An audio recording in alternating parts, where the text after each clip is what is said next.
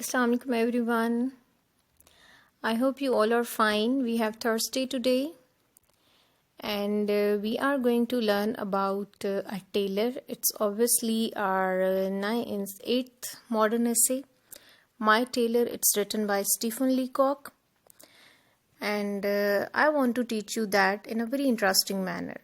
That who was the tailor, why he got so much attachment with his customers, and what was his professional attitude. We will discover the story, its critical analysis, the tailor character analysis, and we are going to draw out the message or moral of the essay. So, before moving forward, I would like to give you an advice that being a student or any learner or struggler of this life, try to create the difference. Whatever you are doing, if you are doing it in a very best manner, if you are doing it with your full efforts, so be optimistic and wait for the good results, but don't follow the crowd. Try to differentiate between yourself and the others, and only in this way you can create the difference. Because being a BA student, there are so many students who are doing their BA, and likewise in their future they will pursue for masters in English or in any other subject of their choice. But you will see that in comparative exams and in other exams there will be a rush of everything. Like 100 seats, there will be 20 to 30,000 students applying for, but only the cream or butter will be extracted from this rush. So if you want to do something, do it in a best possible manner, because you are at least trying for this thing. अगर आप कुछ कर रहे हैं तो do it in a best manner, not in like के हो गया तो हो गया, हो जाएगा, not in this way. So I wish that you would like this advice and you will try to act upon this. Being a BA student, आपके लिए यहाँ पे क्या चीज़ इम्पॉर्टेंट है कि आप टेक्स्ट स्टडी किया करें, टेक्स्ट एनालिसिस भी किया करें, एंड देन अपनी क्रिएटिविटी को उभारते हुए, अर्ज करते हुए, अपने आप को माइल करते हुए to try to write in your own writing, अपने आप को इनकरेज करना है कि you have to write in your own words. वो उसकी तरफ खुद को लेके आना है, so that you become able to write at your own.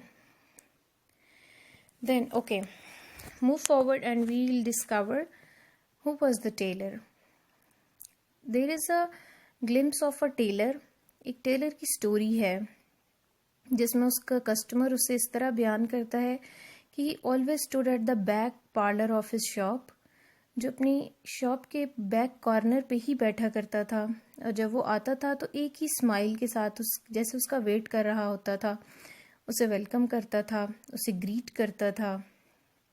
Then जो है उसका प्रोफेशनल एटीट्यूड इतना स्ट्रॉन्ग था और बिल्कुल वो स्ट्रेट फॉरवर्ड था. लाइक उससे ड्रेस के बारे में पूछना, और ड्रेस के बारे में भी क्या, 2 ही ऑप्शंस उसके पास होते थे. For always he used to ask him about only serge or tweed, and in response he used to suggest him serge always. और ये उसका एटीट्यूड कभी चेंज ही नहीं हुआ था.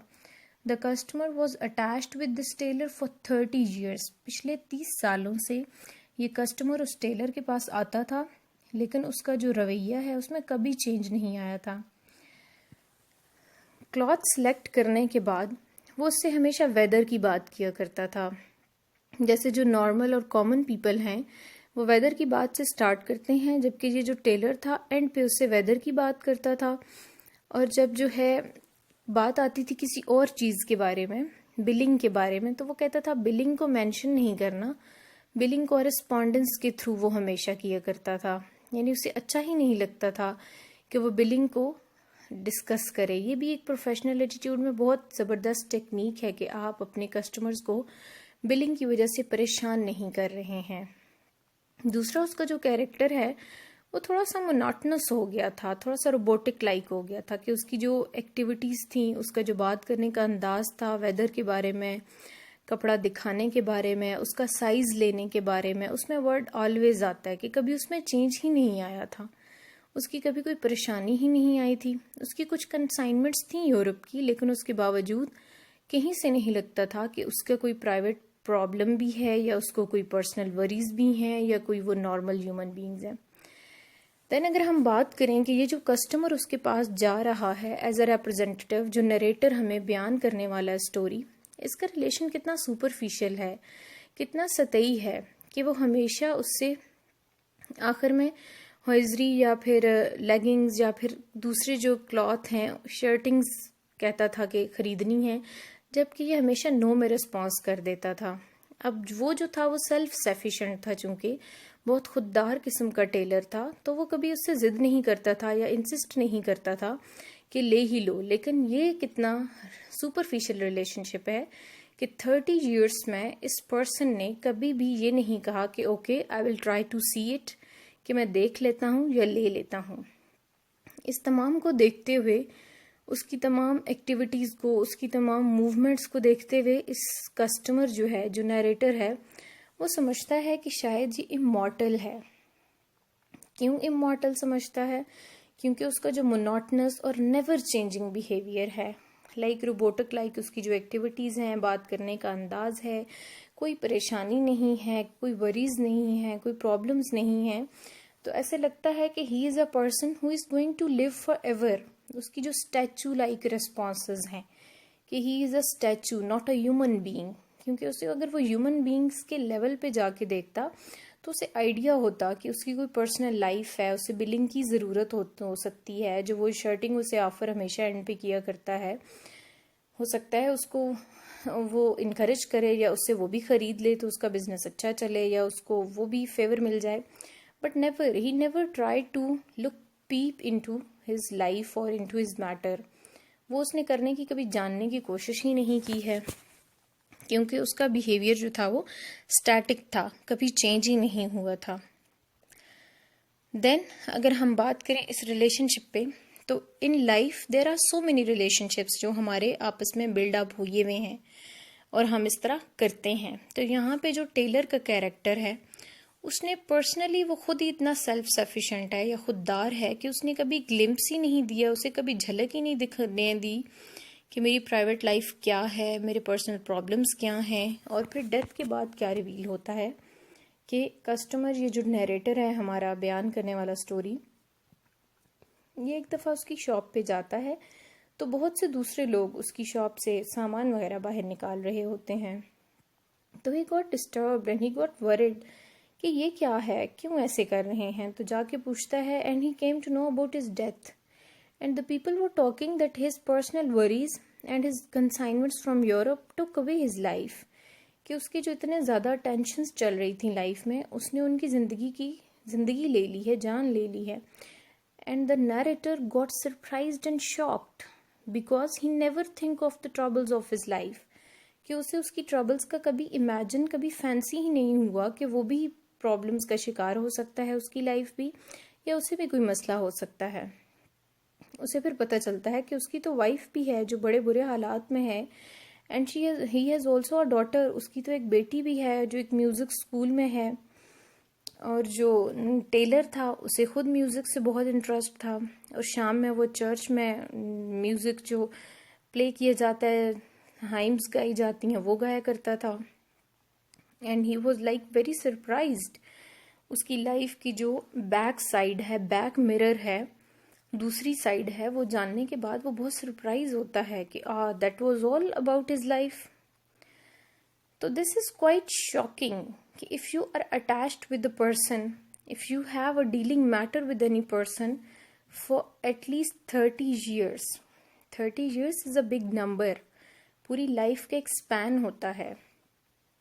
अगर उसमें भी उसके रिलेशनशिप इतने बिल्ड नहीं हुए, बिकॉज अ पर्सन्स एक हाल चाल पूछना, उसके वेयर अबाउट्स जानना, उसकी परेशानी का हाल पूछ लेना, तो ये एक सुपरफिशियल रिलेशनशिप 21st सेंचुरी की जो डिजिटलाइज लाइफ है और इतनी रश ऑफ लाइफ और इतनी फास्ट लाइफ है, उसके अंदर दिस इज़ नॉट गुड।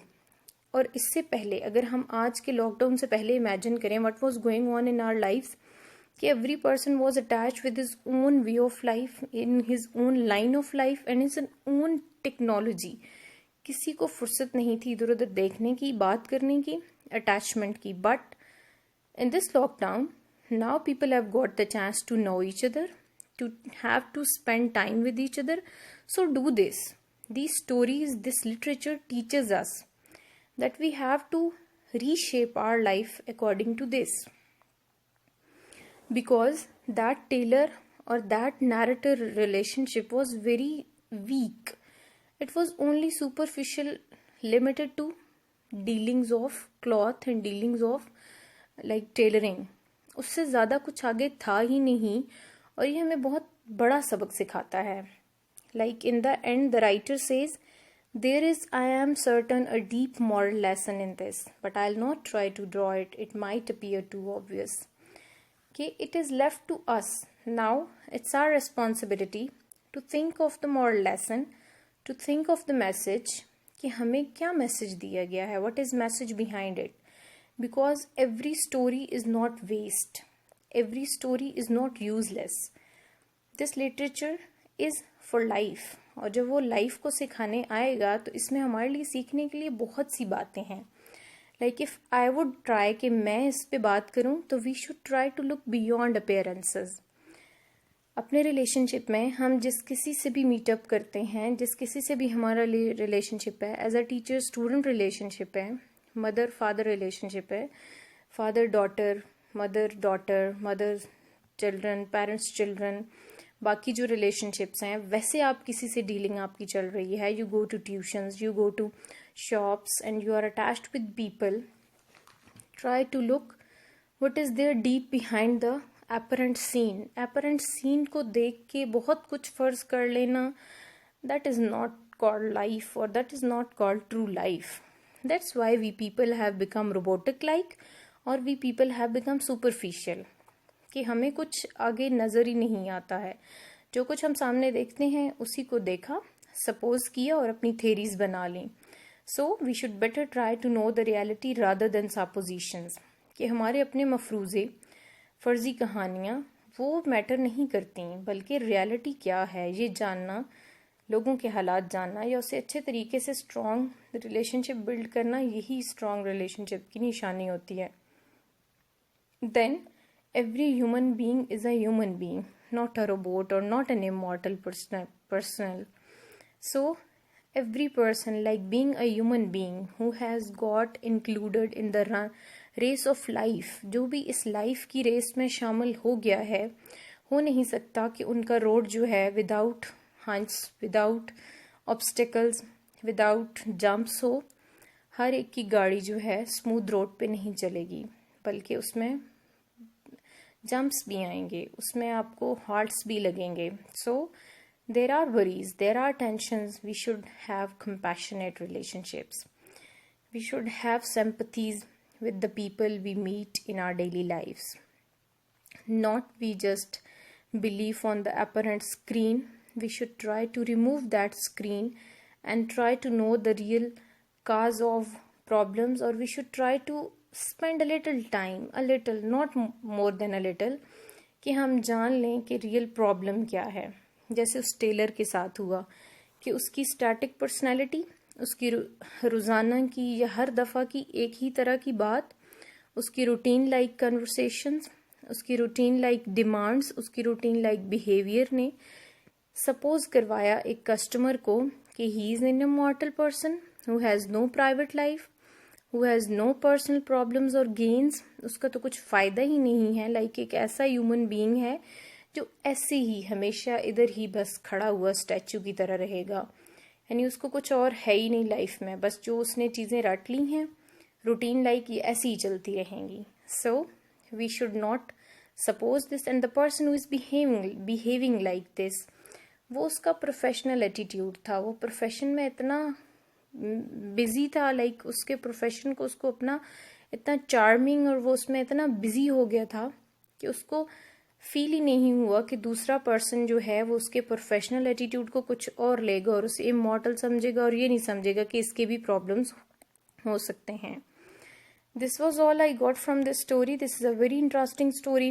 इसको रीड करें, अंडरस्टैंड करें, अपने व्यूज़ शेयर करें, और जो है obviously you are very thankful for watching, and if you are watching this channel for the first time, you can subscribe, like and share, and please don't die your creativity. Let us come out, because you are very different and you can create the difference. With this wish, with this message, I wish you good luck, wish you that you will do all this what I have given you.